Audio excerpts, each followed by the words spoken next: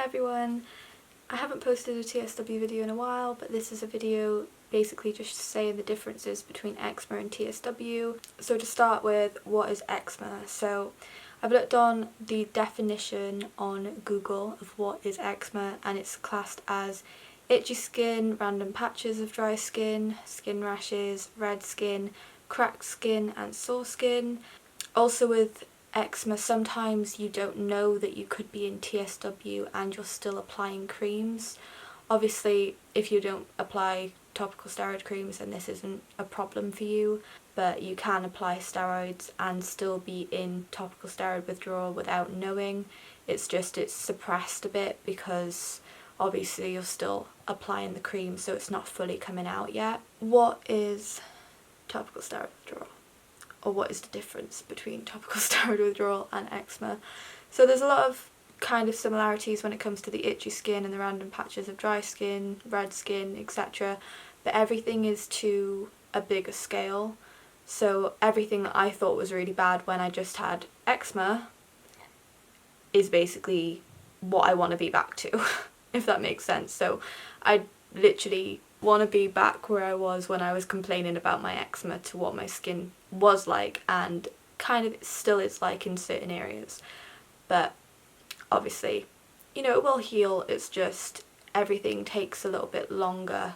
TSW is weeping skin, a bone deep itch, insomnia, too hot and then too cold. So fatigue, I guess that I experience this quite differently to other people because I have a chronic condition anyway, which is to do with fatigue and tiredness, so maybe I felt this more, but I don't know. It's just, I think it was amplified maybe a little bit for me because I do have those things happening at once, but basically most of the time I was in my bed for the first couple of months because I didn't have any energy to do anything, and I just watched movies that I've already watched because my brain couldn't stimulate watching new things or doing new things because I was that tired that I would literally burst into tears because I was that tired. So it's a different tired to tired. It's very, very fatigued. Like you wouldn't think that creams would do this to a body, but here we are, there's plenty of other people that are going through the same thing, and it is just really sad to think that people are still getting prescribed steroids right now and people are going through this unknowingly a lot of the time, and people are still applying these things without knowing about it. There is some more restrictions with TSW now because, at least in the UK, the NHS has notified that it is a thing, but I don't know how strict or how willing they are to give them to people because obviously I haven't gone and asked for them myself, but hopefully that's changed since I last went to the doctors about steroids, and hopefully they have a different approach to how people talk about them, and if people do their own research and find out through these videos or through something else that they aren't as willing to say, oh, it's not a thing and it's just speculation. But the speculation all looks the same by thousands of different people. It's all the same symptoms and it all looks the same the majority of the time. So there's plenty of evidence. It's just depending on if they actually want to listen to a bunch of people that actually are going through this. And a lot of the doctors, they've never applied these things to the skin anyway, so how are they supposed to know if they haven't actually experienced it themselves? It's not the doctor's fault either, because whoever that person is has been taught from other people, and then those people have been taught from people before them, and obviously with medicines and anything, the longer time goes on, the more things they find out and the more side effects they find out from these medications. It's just, hopefully they are willing to listen to the people that they are prescribed to. But hopefully that's changing in the next couple of years and we'll hear more about it from medical professionals. But this wasn't the point of the video, but I thought I'd just add that in there somewhere because I've just gone off on a ramble. Thick skin, known as elephant skin, and this is what I've got on my hands and on this wrist as well. It feels like all the layers need to be shed to get back to the normal skin, but I don't know how accurate that is, but that's what it feels like to me. Burning skin and burning pain, muscle ache, skin hypersensitivity, shedding skin, edema. A lot of people are housebound or bedbound because of this. Hair loss, I personally didn't experience this, thankfully. I think my eyebrows thinned a little bit when it was on my face, but I never lost hair. Swelling, pus-filled bumps, wrinkling skin.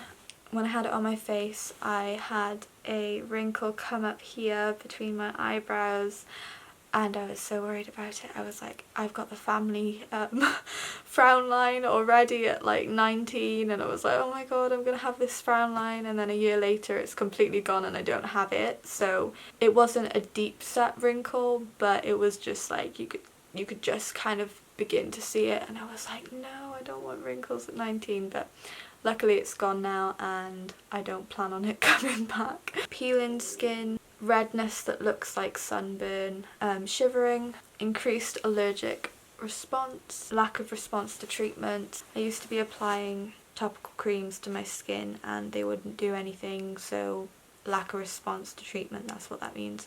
But I could have gone on higher steroids or oral steroids if I wanted to, but I just thought that was just creating another problem, so I chose not to, and I'm going through this. But everyone has a different form of healing. It's just, there's no right or wrong, it's just I prefer to do everything without drugs. Completely random patches, like I've had topical steroid withdrawal in places I never applied the creams to. And I think that's a pretty common thing from what I've seen in groups, where people are like, my worst area is a place that I never applied cream, which is quite odd considering, you know, you'd think that it would come out on the places you applied it the most, where the place I applied it the most was my back, because I used to get loads of under the skin eczema and very itchy eczema on my back, and that has been one of the places that hasn't been affected massively.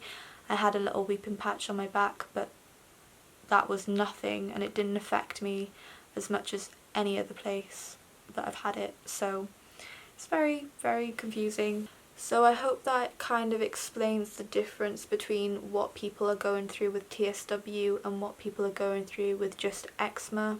If you are using topical steroids on your eczema, please be careful with them. Please try to know about TSW, even if you're just using the cream sparingly. It's good to educate yourself on what can happen if you do use the creams. Use as tiny amount as you can, and I mean tiny if you want to use them, that is. It's just, I wouldn't recommend it, but if you feel like you need them, tiniest amount possible.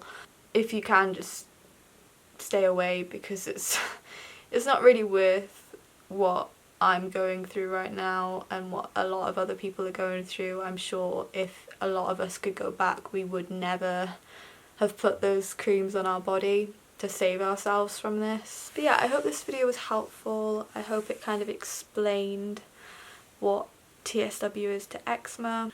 I hope you enjoyed the video. Please like, share, comment, subscribe, put the bell notifications on, and I hope everyone is healing, because you are healing even if you don't notice it. And I hope everyone is doing well mentally and physically, with their skin or otherwise. And yeah, I hope to see you in the next video, and